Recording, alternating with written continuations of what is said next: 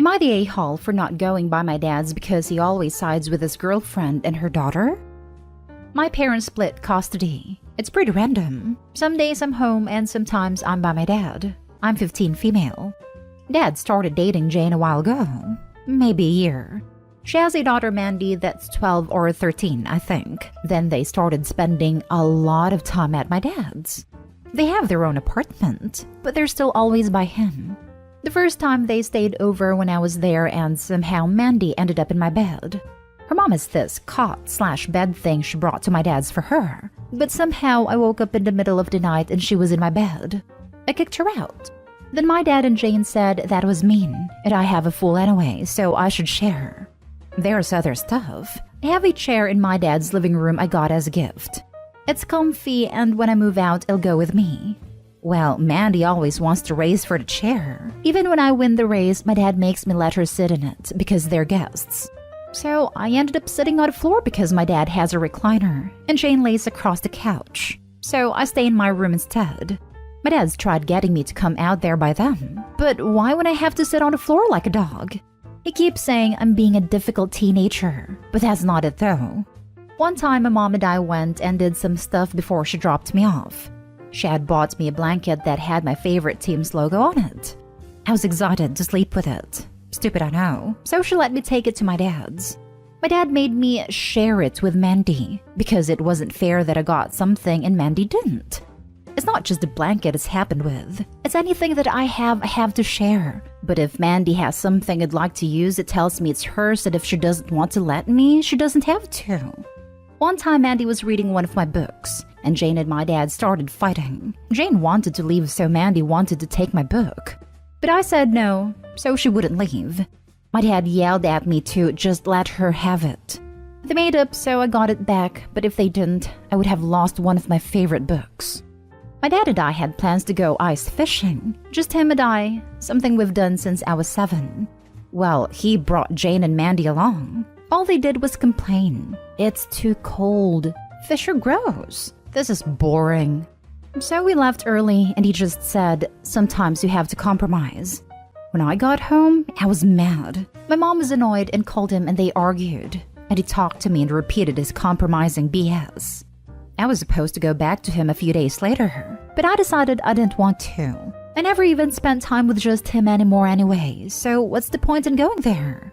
I told my mom, she said it was my choice. So I told him, and he said, I'm just used to being an only child and I can't be spoiled my whole life, and that I can't run away whenever there's a problem. Well, since then, his family is trying to get me to go back too. Am I the a-hole for not visiting my dad anymore? Now for the top comments. Not the a-hole. Your dad is failing you as a parent. Go back, with your mom waiting, and pack up everything important item you have at your dad's so that Mandy can't get her grubby little hands on your stuff. That's what my mom wants to do too. Right now, he's holding my Switch and saying I'll only get it back when I come over to talk things out. He didn't buy it either. I did. Your father is displaying absolutely disgusting behavior. I am so sorry for you. You shouldn't have to deal with this. Would you be open to going over to talk? To make it seem like you're cooperating so you can get your stuff back. Like go over, talk, get the Switch back, and suddenly pack any other important item that he could hold over you. Then get your mom to pick you up. Huh, no. I'm sure he'd include Jane and Mandy in that talk. Similar stuff has happened before this. He blames me because my cousins don't like Mandy because I don't like her, so they won't either. He has had talks with me before with them literally right there. I can't tell him that I don't want them around when they are right there, as that's kinda rude. If I were you, I'd insist that if they're present, your mom is too. You need a grown advocate who will call out adults on their BS, so that your perspective isn't trampled over as just being a difficult teen. I like this idea. Thanks. Not the a-hole at all. Your dad is prioritizing his new girlfriend and her daughter over your needs and wants. Mandy wants something, she gets it. Your chair, Mandy gets it. Your book, Mandy gets it. Your new blanket, Mandy gets it. Your dad and Jane enable the behavior, and your dad's choices have shown you he doesn't prioritize your relationship with him. I wouldn't want to go somewhere where I am made to feel like a second-class citizen. When your dad asks why you don't want to go over anymore, send him exactly what you have written here. I am so glad your mom supports you and stands up for you. Best of luck, OP. This was my situation with my dad and his wife and her daughter. My dad's wife had made it so bad that 15 years later I have no relationship with him. I couldn't even make a sandwich without having to give it to my stepsister. Run, kid. Next story. Am I the a-hole for telling my stepsister that we're not friends and putting my mom in a catch-22? My 17 female mom moved her fiancé in last year. Not really a fan of the guy, but my dad lives overseas, and my mom cried and kicked up a fuss when I floated the idea of going to live with him. So she promised that if I stayed, my stepdad would have no say over me, and I just had to be polite. Fair. He has 2 daughters, May 17 female and June 15 female. June is fine, we vibe. May is in my grade at school, and the best way to describe her is you'd grown a little if you were told to do a group project with her. She's awkward, not very good in school, and really sensitive about everything. She doesn't have any friends that I know of. So when our parents started talking marriage, May latched onto me like a freaking lamprey, and I can't seem to get her off my back. Before they moved in, I could mostly avoid her at school. She's in lower level classes than me. She kept trying to add and message me on SM, and I just didn't respond. Now that they've moved in, she's just always there, trying to be involved with everything I do, talking my ear off and getting it away. I train a lot every day for my sports, and since she's not in a very good shape, the parents suggested she go to the gym with me since she expressed an interest. She pestered me the whole time about how to use the equipment and was totally worn out and ready to go when I was only a fourth the way done. I finally had it last weekend when I had a friend over after training to game for a bit, and May invited herself into my room with us without asking. I told her we didn't invite her to hang out and to leave, that she was being rude. She started crying and complained to her dad, who came in and told us to let her play. I reminded him that he can't tell me to do anything for my mom, and to take it up with her, which pissed him off. Later, we all had heavy talk and he said I was bullying May, but I told him that May is the one who inserts herself where she's not invited nor wanted.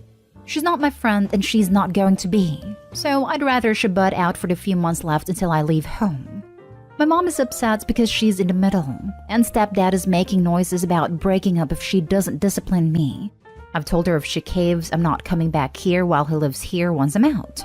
May has been being a drama queen and crying about it to the point that even June told her to shut up.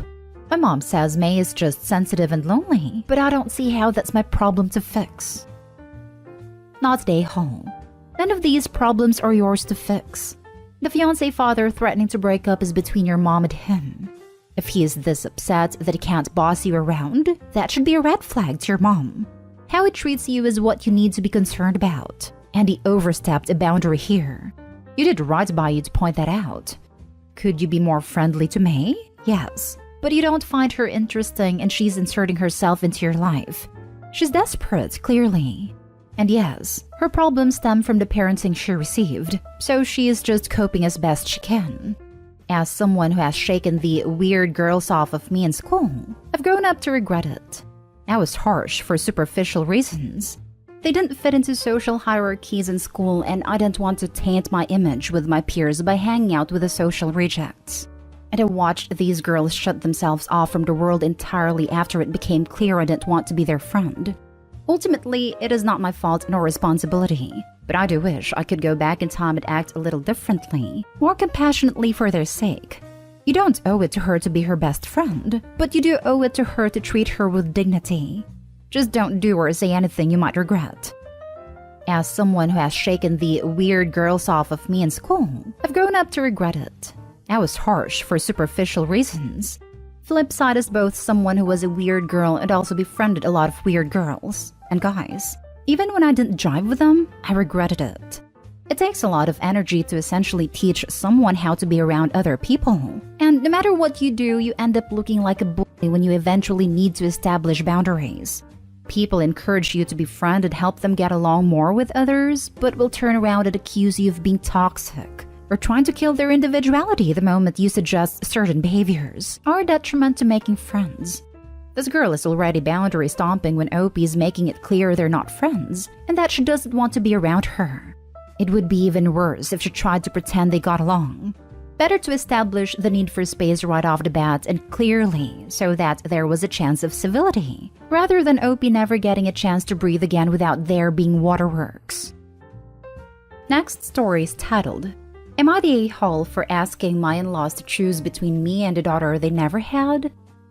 I, 30 female, have been married to my husband, 38 male, for 9 years, and I have a long history of conflict with a woman named Sally, who used to be my husband's best friend.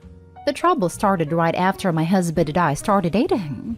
He had a best friend, let's call her Sally, who he now realizes he had an inappropriate relationship with.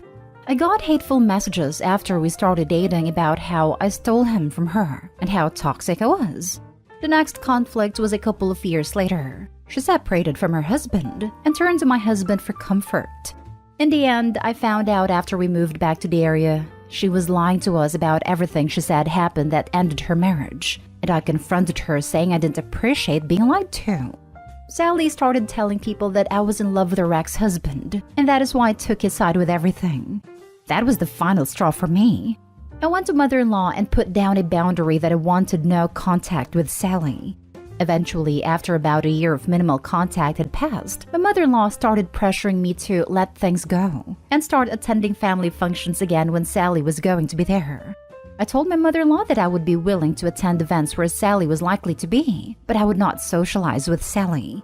As soon as that happened, I can only assume my mother-in-law told Sally about the change, because she started reaching out to my husband saying, I miss our friendship that we used to have.